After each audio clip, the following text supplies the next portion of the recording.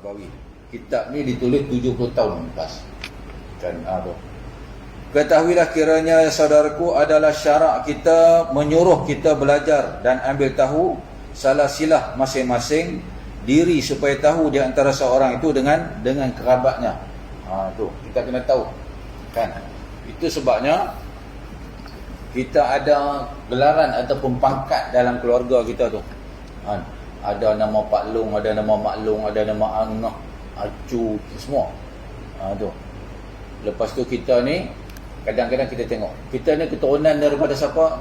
Awal mula, pertama mula Nabi Adam AS lah. Kemudian dipecah-pecah kan. Sebab apa? Nenek kita, nenek dululah yang namanya Hawa, isterinya kepada Nabi Adam, mengandung sebanyak 20 kali kan. Setiap kali mengandung dia anak kembar kan. Sehinggalah keseluruhannya total 40 lelaki, 40 perempuan. So daripada itulah dikembang biak sampailah sekarang ni kan. Itu sebab kita ni come from the one kan. Kemudian kalau kita nak kaji pula sebab apa ada yang kulit hitam, ada yang kulit putih itu, panjang cerita lah kan. Jadi kita cerita kita tu. Alhamdulillah Allah pilih kita. Kita pun tak pernah minta kan. Kita daripada keturunan orang Melayu. Tak kira lah Bugis ke Banjar ke apa ke semua tu, janji Melayu itu, rumpun Melayu. Pernah ke kita minta? Kan? Lahir Islam lah. Kan? Kemudian Allah ilhamkan kita untuk cari jadi orang beriman. Masya Allah tuan-tuan. Siapa yang bagi itu semua? Allah Ta'ala yang kurniakan kepada kita. Kan? Kita menggunakan nikmat Allah secara bijak. Tu besok bila Allah tanya kita ada jawapan.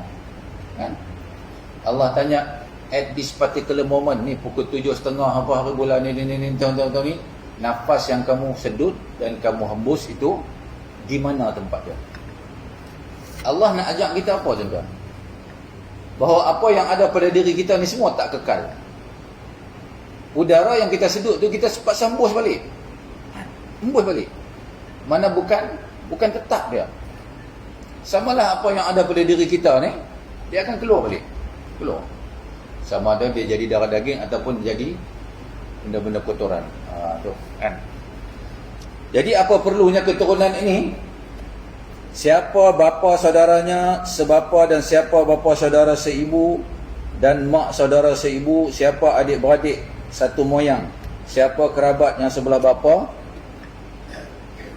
atau sebelah ibu, siapa yang jauh pada kerabat dan siapa yang dekatnya dan sebagainya. Tu yang kata kerabat tu sebab kita kena tahu. Jadi sampailah kepada kemuncaknya kepada manusia ni, setengah tu dia tu siapa yang ajak dia kahwin tu, kena kalau grup A ni dengan grup A je. Contoh tengku dengan tengku tak boleh kahwin dengan orang kampung. Nabi ajar tu, Nabi Muhammad SAW ajar dah bagaimana nak menyambung keturunan ni. Nabi ada juga anaknya, anak baginda Rasulullah SAW yang kahwin dengan bukan Islam, musyrik kan. Ya. Siapa dia? Zainab bintu Rasulullah sallallahu alaihi wasallam. Dia kahwin dengan siapa? Dia kahwin dengan Abul Al-As ibni Al-Rabi. Tu, kafir musyrik tu, kahwin. Sampailah Zainab ini masuk Islam, suaminya tetap kafir. Kenapa boleh masa itu? Ketika itu ayat tentang melarang perkahwinan macam tu belum turun lagi. Tapi ada satu negara yang masih mengekal yang tu. Ada negara jiran kita. Tak payah sebut lah kan. Tu. Malaysia ni pun nak jadi dah tu. Tu. Kalau tidak dibendung, maka akan jadi tuan-tuan Muslim ni. Tapi orang kampung jarang lah. Ada orang yang agak hebat sikit lah. Kan tu. Zainab binti Rasulullah SAW. Sehingga dikurniakan 2 orang anak. Kan, seorang perempuan dan seorangnya lelaki. Yang perempuannya nama siapa? Umamah binti Abi Al-As. Yang lelakinya nama Ali ibni Abi Al-As. Ali juga namanya. Tu.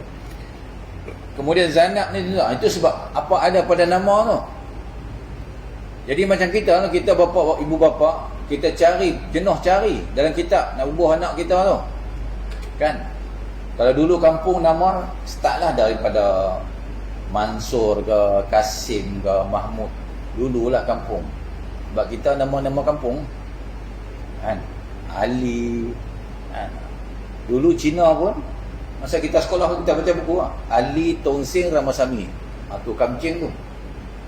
Dia ajar dah dulu. Sekarang tak dah. Sekarang dengan nama Albert lah, gedebuk-gedebuk apa semua. Tu yang meracau lah. Kan? Jadi Nabi ajak anaknya semuanya, tuan anak Nabi tuan. Zainab ni apa mana? Kalau tuan-tuan boleh buat lah. Kalau ada anak lah. Kan? Kalau ada anak, tu ada orang kata nama anak apa tuan. Kan? Isteri pun dah senja dah. Cari yang tak senja. Cari yang tak senja. Jadi Zainab ni nama apa? Pokok yang indah dan wangi. Tu. Jadi keturunan kita ni tuan-tuan punyanya canggihnya zaman sekarang ni. Zaman sekarang ni. Kalau tuan-tuan pergi Google, tuan-tuan type situ www.familytree, dia akan keluar salah silah tu. Kalau tuan-tuan rajin update ni semua application, keturunan tuan, bapak tuan-tuan, mak tuan-tuan, bapak pula update belah bapak, mak pula update belah mak. Lepas tu ada anak-anak pula, menantu pula. Buka tu dia terang pun. Punya canggihnya sekarang. Kan? Kita nak ingat, anak ni anak yang mana, 2 pupu ke 3 pupu. Apa pentingnya tuan-tuan? Itu yang kita menyambung silaturahim tu. Ukhuwah tu di situ. Sebab kita ni tak boleh berdiri seorang-seorang, tak boleh. Untuk meneruskan kehidupan di dunia ni, alam yang nama dunia ni, tak boleh kita nak seorang-seorang, tak boleh. Nak ibadat seorang-seorang pun tak boleh. Hanya ada ketika-ketika lah berdiri di tengah-tengah malam ke, tu boleh sunyi-sunyi. Selain daripada itu, kita perlu dalam keadaan berjamaah. Allah ajak kita daripada dulu lagi. Awal mula, pertama mula kita keluar daripada perut ibu, siapa yang urus kita? Kita mandi sendiri ke? Dah. Kita pakai napkin sendiri ke? Dah. Kita suap nasi sendiri dah. Semua orang buat. Mana kata di situ kita kena ada relation, connection tu di situ. Ada kaitan.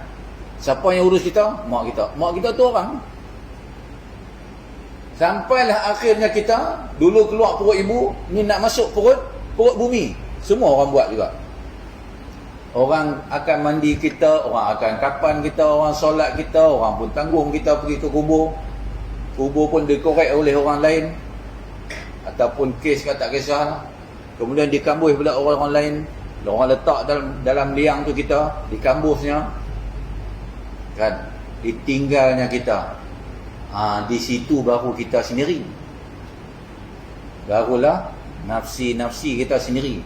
Apa yang akan ditanya oleh malaikat itu, apa yang kita buat selama kita dekat dunia ni. Kan? Kadang-kadang ada pun juga perlu daripada bantuan daripada orang lain. Kan? Orang yang hidup tu.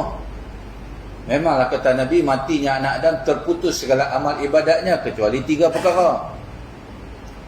Amal ibadat siapa yang putus? Kita punya amal ibadat, tak ada lah. Kalaupun kita dalam kubur, kata Nabi Muhammad SAW, dalam kubur, lama dah duduk. Tuan-tuan ni kaki semayang. Ada Nabi kata, ahli kubur ni minta kepada Allah SWT untuk nak semayang. Nak semayang. Sebab apa? Tuan-tuan ni memang dulu daripada hidup kat dunia, dulu kaki semayang. Jadi dia terbawa-bawa, perangai tu bawa sampai dalam kubur. Semayang, tapi tak dapat apa lah. Tak dapat pahala lah. Kan? Just for the sake of tu ketagih. Sampai macam tu lah. Sebab apa tuan-tuan masa tu? Kubur tu dah jadi apa? Dah jadi taman-taman surga dah. Dah happy dah. Itu sebab perlunya kita kalau ke bumi, kan, ulama pesan apa? Carilah ke bumi lah di tempat-tempat yang di sisi-sisi orang yang baik-baik. Kan? Jangan ada mana main kepala gangster pula main tanam tepi kita. Dia duk kena balon, kita pun susah. Contohnya lah. Tu. Kan? Itu sebab sekarang ni macam-macam dah ada keluar. Ada orang pergi rakam, seksa kubur lah, apa semua tu. Kan? Tuan, alamnya berbeza. Itu yang nama alam barzakh, barzakon dalam surah Ar-Rahman kan. Barzakh ni halangan. Alam dia dengan alam kita dah berbeza. Hang buat apa pun dia alam dunia, dengan alam barzakh lain tak? Itu sebab hanya alam dunia ni alam nyata. Alam lain ni alam bukan fiction, alam ghaib yang wajib kita percaya, dan alhamdulillah Allah bagi kita percaya 100%. Kan? Yang nak pergi korek ada orang ni, tak payahlah buat kerja hang dah lah. Orang tahu lah masing-masing punya hal. Nak bagi apa motivasi supaya ada sikit takut. Allah dah bagi pesan kat dia. Allah pesan kat kita dah, tuan. Hang mati bawa dosa, hang memang hang kena hanyam ya. Bukan aku zalim. Itu aku janji aku. Hang baik, amanlah hang. Hang tak baik, mati. Kan, aduh. Kita ni nak tunjuk macam-macam lah. Kan, aduh. Dia boleh buat kita syirik tu. Tu yang takut tu.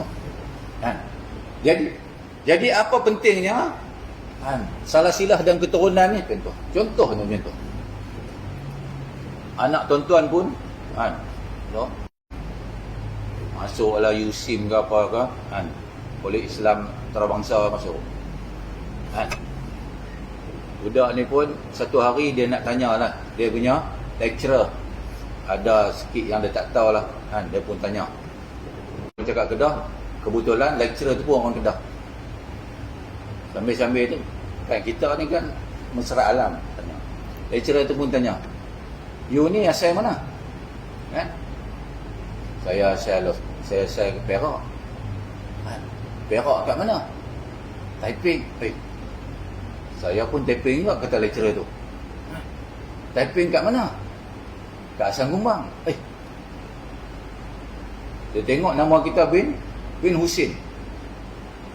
Duduk Asam Gombang, duduk kat Padang Bola juga. Ya mak. Bapak bukan orang panggil Husin Jenggi ya? Saya. Tu sepupu saya tu. Dah. Lecturer tu tengok paper budak tu, dah nak pergi E dah. Tulis A. Pasal dua pupu dengan bapak Pasal dua pupu dengan bapak, daripada E tadi ejah bagi A. Tu. Untung lah. Kan? Sama lah. Kita kelang kabut, dia pun tengok, kita pun tengok. Ni Melayu ni. Tolong. Bukan kira research dah. Kan? Tu dia jadi macam tu. Kan? Bermula dalil yang menunjukkan atas suruh itu ialah sebagai hadis yang dikeluarkan oleh Abu Isa At-Tirmizi an Nabi Hurairah anin Nabi sallallahu alaihi wasallam qala ta'allamu min ansabikum ma tasiluna bihi arhamakum. Diriwayatkan daripada seorang sahabat bagi Nabi sallallahu alaihi wasallam, namanya Abi Hurairah radhiyallahu anhu. Daripada Nabi sallallahu alaihi wasallam sabdanya, belajarlah sekalian kamu daripada keturunan kamu, dan salah silahnya barang yang menghubung sekalian kamu dengan dia akan rahim-rahim kamu. Tu taulan tu, adik-beradik tu. Dan itu sebabnya kajian dibuatlah. Di antara kasih anak, kasih ibu kepada anak-anak, adakah sama seperti kasih anak kepada ibu? Kan? Ibu ni tuan-tuan, Allahu Akbar. Dulu masa kecil-kecil anak ni 5 orang. Ibu ni tunggu kat tengah hari, tunggu. Pukul 1, pukul 2 tunggu kat pintu. Sekejap lagi Along balik. Tanya Along, Angah tak balik lagi kah? Tu ibu tu. Kan? Along pun kata Angah ada kelas tambahan kot mak. Tu. Tanya pula ni apa? Atih tak balik lagi. Atih tak nampak ni kat sekolah kat mana tahu. Sampai tanya yang adik kecil sekali. Tanya tu. Tanya tengah hari tak balik, tengah hari tak, sampai 2-3 tak balik. Suruh bapak pergi cari. Kan kalau bapak tak ada, mak ni pergi cari. Kebetulan hujan pula, pergi tengok pun stesen bas pun ada. Bawa payung siap-siap pergi. Tengok-tengok ada lah adik ni kat stesen bas. Hujan lebat. Bagi adik payung. Mak jalan dalam hujan tu. Tu kasih mak berpanjangan. Kasih ibu berpanjangan. Time bila ibu pula Anak-anak dah kerja apa selera apa semua kan. Yang bapak ni tanya Alung, mak mana? Tak tahu. Tu jawab tak tahu. Tu. Angah mak mana mak? Tak tahu tadi nampak, tak tahu mana tu. Kan? Tanya Atis pula. Tak tahu lah mak ni merelam ke mana tu. Merelam tu. Kan? Yang adik pula dulu yang mak pergi ambil dekat Sembai. Dek mana mak? Tak tahu mana pergi dah. Tak tahu terus. Rasa kan? Tu habuan mak dengan bapak. Tapi mak ni yang kata mak bapak ni Allah telal macam tu je. Mak ni punya nak bagi anak tu seronok. Anak tu seronok. Anaknya kerja elok dah. Balik raya ni balik. Seorang bawa BMW apa semua tu. Sampai ke tahap mak pergi cuci kereta ni. Kereta anak ni pergi cuci. Nak bagi anak tu seronok. Bukan anak suruh pun. Allahu Akbar. Tu.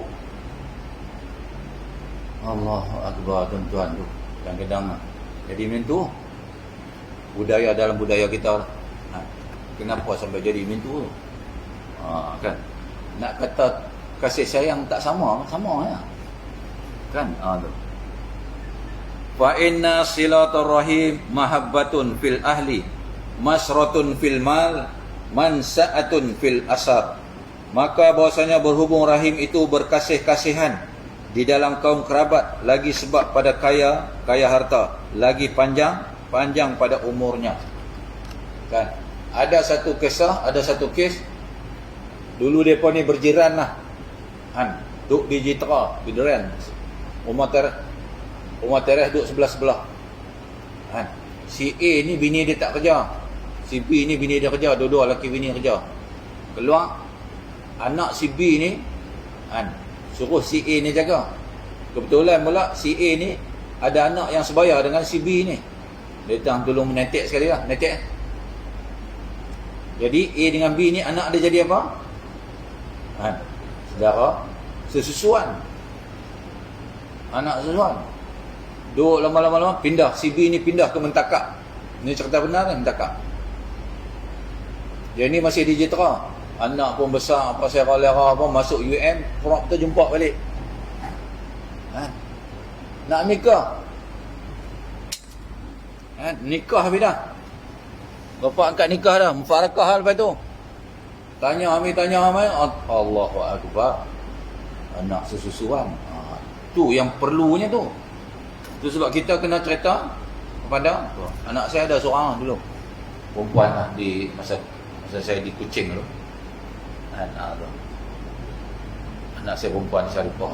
Ni cerita dekat dia. Okey ni besok dia tahu lah. Nak boyfriend girlfriend ke, dia tahu lah sikit kan. Silap kita lah, kita tak cerita kalau itu kan. Kita kena cerita tu. Bermula ini hadis Warib. Tu. Belajar salah silah yang jadi berhubung-hubung rahim itu sepatut benar, diberati istimewa pula. Syarak kita telah memecut untuk belajarnya. Syarak kita suruh kita belajar sungguh-sungguh. Kerana beberapa faedah yang kembali kepada orang yang tahukan salah silah itu, dan dengan pandai bersalah silah itu menjadikan berkasih-kasih oleh tahu akan ini kerabat yang dekat dan ini kerabat yang jauh. Ni berapa 2 pupu ke 3 pupu ke tu, anak malang apa semua tu. Tu. Maka apabila tahu ini kerabat dekat, maka kasih pun makin mahu jadi kuat. Bila dah kita tahu dah tukang kerabat kita, kalau ada pertolongan, kita akan bantu dia. Takkan tak bantu ni kerabat kita ni semua. Kan macam tu. Tu. Jadi Islam memandang berat tu tentang tu. Maka tiap-tiap kali tahu yang jauh itu mahu kurang kasih daripada yang lebih dekat. Demikianlah seorang itu dengan orang yang bukan kerabat, maka kasihnya lain daripada kasih kerabat. Inilah hal kemahuan, cara akal dan adat kita.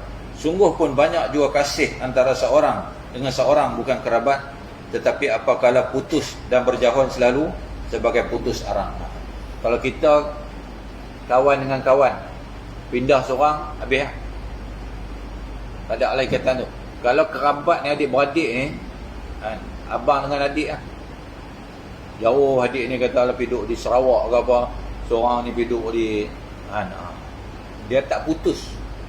Cincang air tidak akan putus. Kan? Itu yang Islam tu. Kan? Kadang-kadang kalau kembar tu, dia macam kembar seiras ni. Ada juga kembar yang tidak seiras.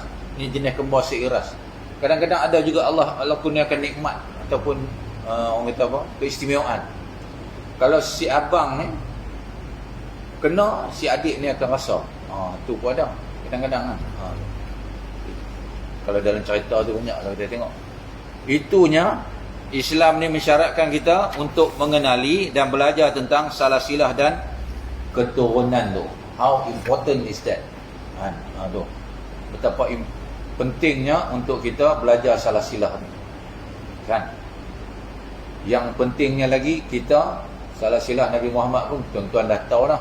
Tu. Kenapa kita kena kaji? Sebab itu menunjukkan kasih dan sayangnya kita. Kan? Sama lah dengan salasilah kita, turunan kita. Kan? Habis dah bab tu. Habis dah bab salasilah. Masuk pula bab yang baru. Baru bab 8. Habis dah satu bab.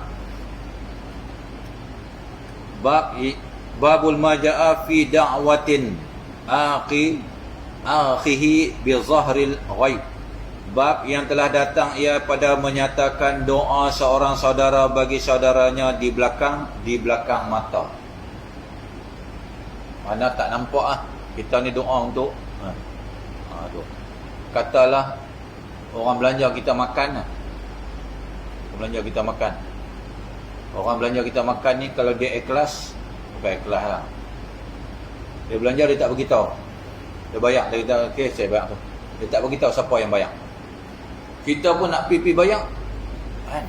Cashier tu kata, cik punya ni ada dah orang bayar lah. Siapa dia tak tahu. Kita doa lah. Doa di belakang. Itu lebih ikhlas daripada di depan ni.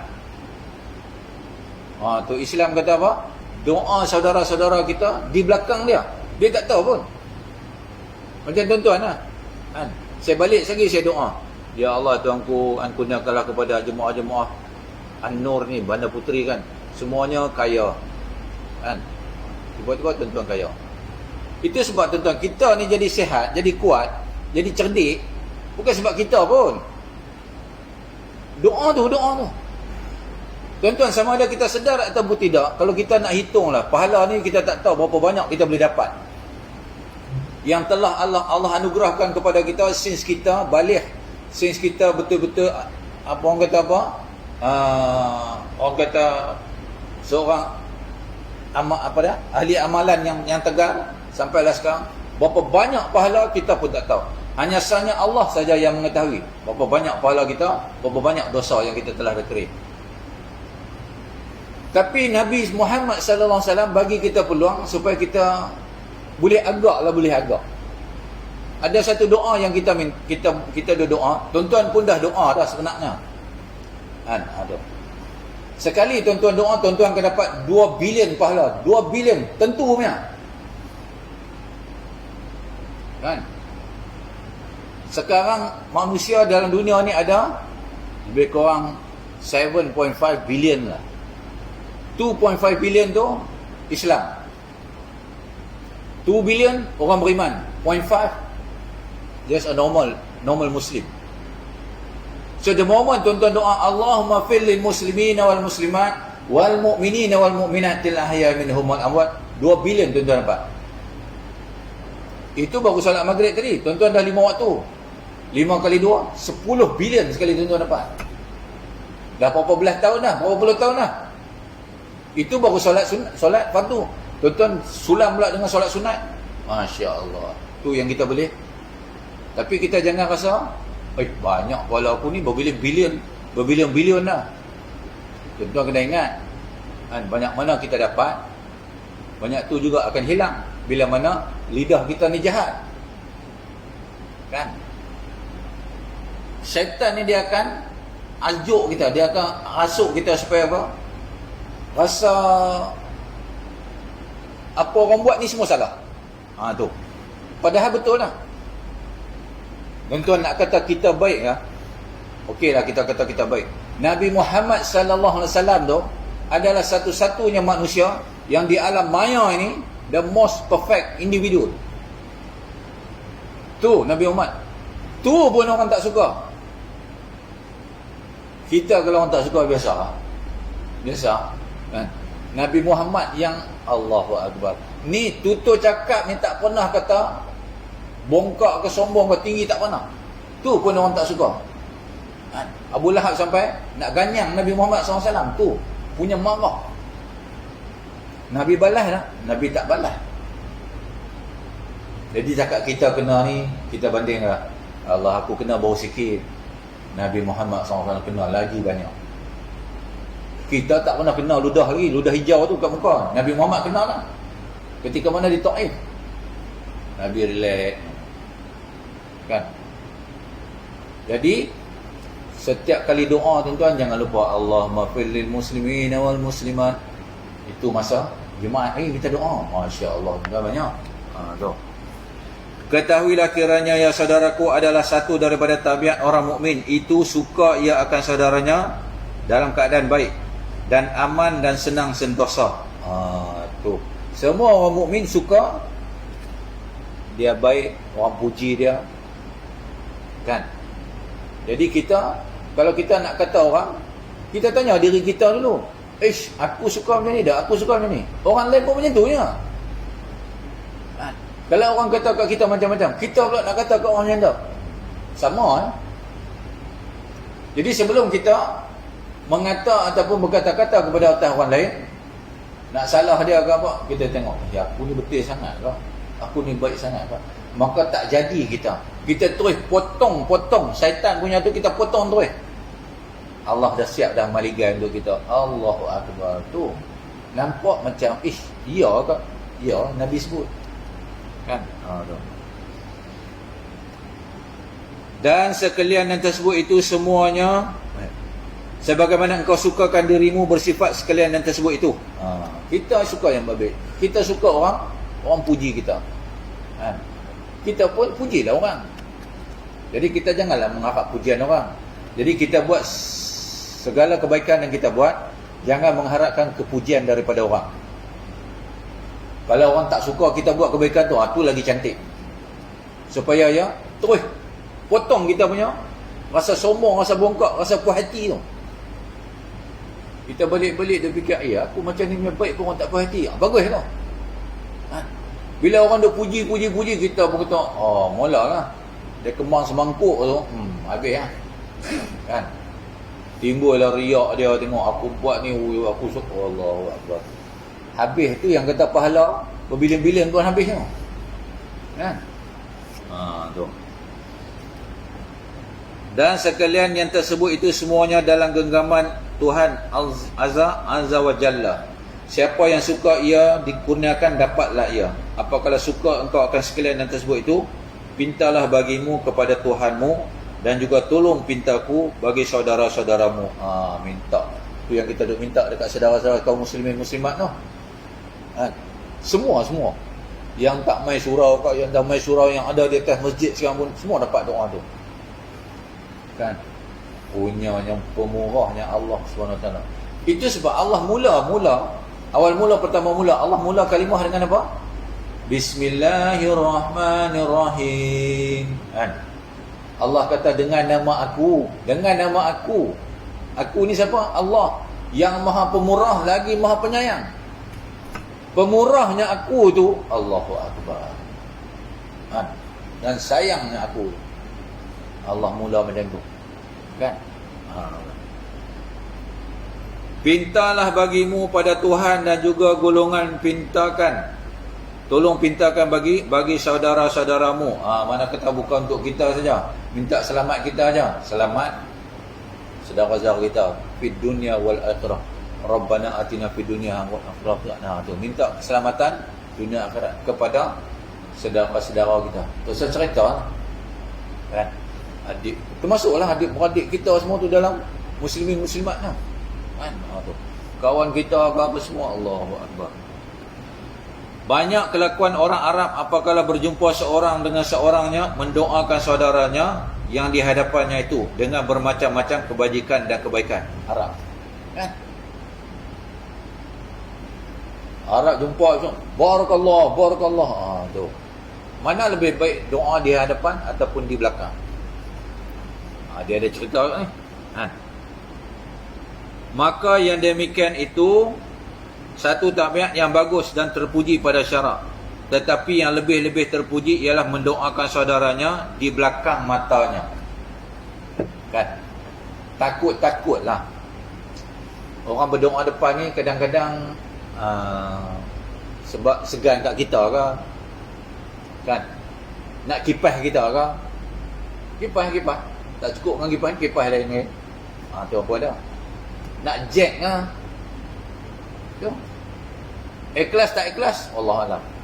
Kalau di belakang ni dah tentu ikhlas dah. Sebab dia pun tak tahu kita ni tak mana pun. Dia doa dah. Ikhlas memang.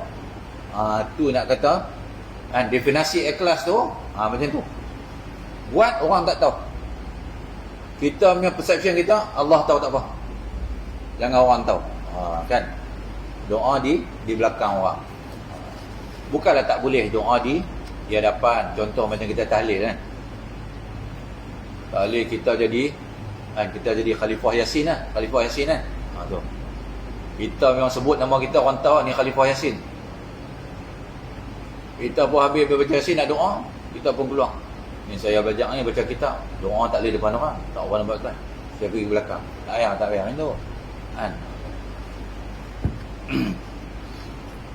Maka demikian itu satu tabiat yang bagus dan terpuji pada syarak, tetapi yang lebih-lebih terpuji ialah mendoakan saudaranya itu di belakang matanya. Tidaklah sama martabatnya dengan doa di hadapan. Doa depan dengan belakang tu lain martabat. Bukan sama. Doa di belakang tu lebih tinggi martabat dia. Sebab ikhlas.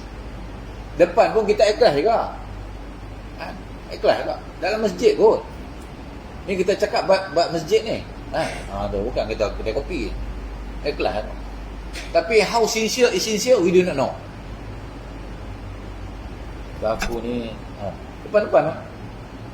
Kalau yang belakang kita kat belakang ni tentu dah ikhlas. Tentu ikhlas dah.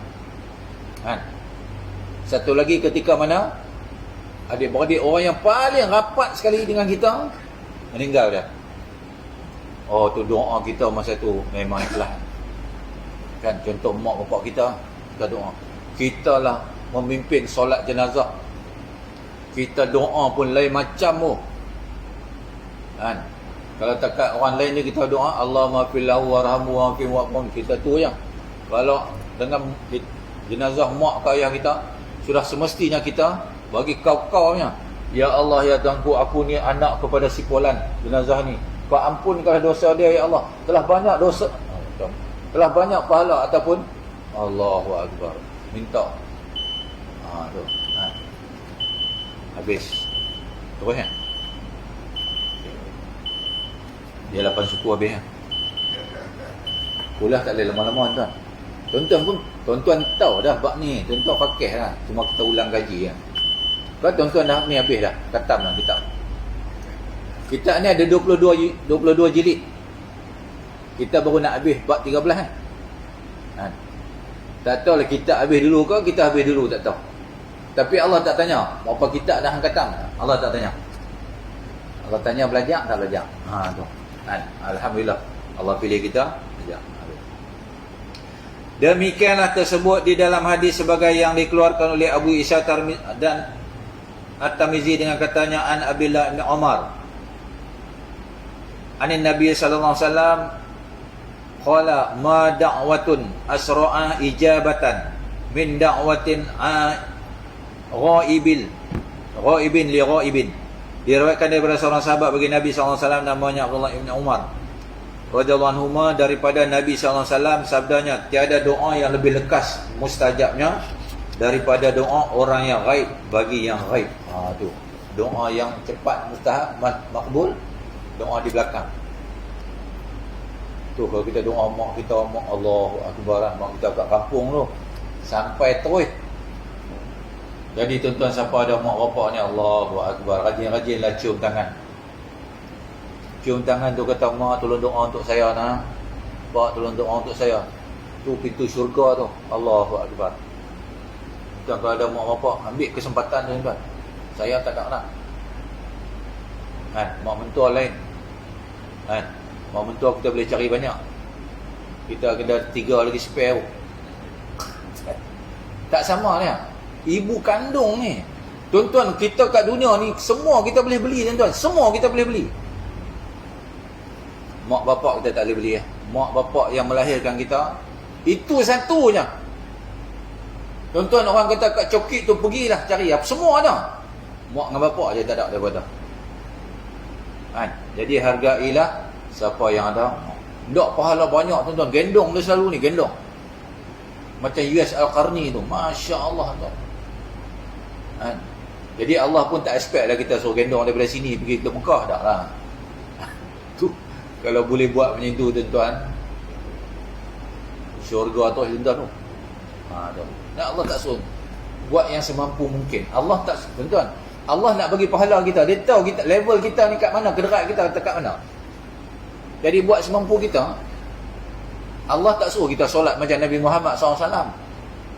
Nabi solat sampai bengkak kaki. Kita tak solat sebab apa? Sebab kaki kita bengkak. Tu lain ni tu.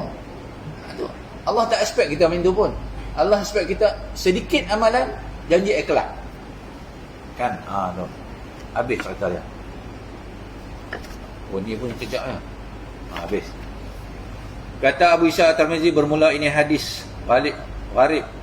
Tiada kata kita ketahui akan dia lain daripada ini wajib. Mendoakan saudara di belakang matanya itu lebih mustajab daripada mendoakan di hadapannya. Itu apa sebabnya? Tu. Sebab apa yang Nabi kata doa di belakang tu lebih mustajab, lebih makbul daripada di hadapannya? Adalah, kata ulama, adalah sebab mendoakan saudara di belakang matanya itu lebih segera mustajabnya. Kerana selalu mendoakan dengan yang demikian itu ada di dalam ikhlas hatinya. Tu. Ikhlas kan? Tu. Bersalahan mendoakannya di hadapannya selalu kerana riak dan memandangkan kasih berhadapan jua. Tetapi hanyalah rupa-rupanya kasih jua. Sebab kita nak ambil, nak curi hati dia tu, kita pun doa. Tu. Tu kadang-kadang orang berubat kan, orang berubat. Janda-janda yang pergi berubat dekat ustaz, kadang-kadang dapat kat ustaz tu. Ustaz tu doa untuk dia. Kan? Dia nak match. Abang kata dia penyakit lain. Penyakit lain yang dapat. Itu. Kan? Itulah cerita dia. Kelebihan Allah bagi. Macam mana kan? Tetapi hanyalah rupa-rupa kasih jua. Maka jikalau sebenarnya engkau ikhlas kepada saudaramu, hendaklah banyak-banyak mendoakannya di belakang matanya. Tu. Kata tuan kitab ni, dia kata apa? Jikalau sebenarnya engkau ikhlas kepada saudaramu, hendaklah banyak-banyak mendoakannya di belakang matanya. Pintakan selamatnya dan anak-anak isterinya dan dimurahkan rezeki. Itu sebab kalau kita ada kawan yang keras hati, anak-anak keras hati, kan? Tapi anak-anak ni kita kena doa depan, baru dia nampak. Baca tu doa, kan? Jangan buih, ludah sikit, tuh. Baru dia terkejut. Kalau orang-orang ni kita doa belakang, ya Allah, sahabat aku ni awak bebai dengan bagi dia lembutkan hati dia sikit.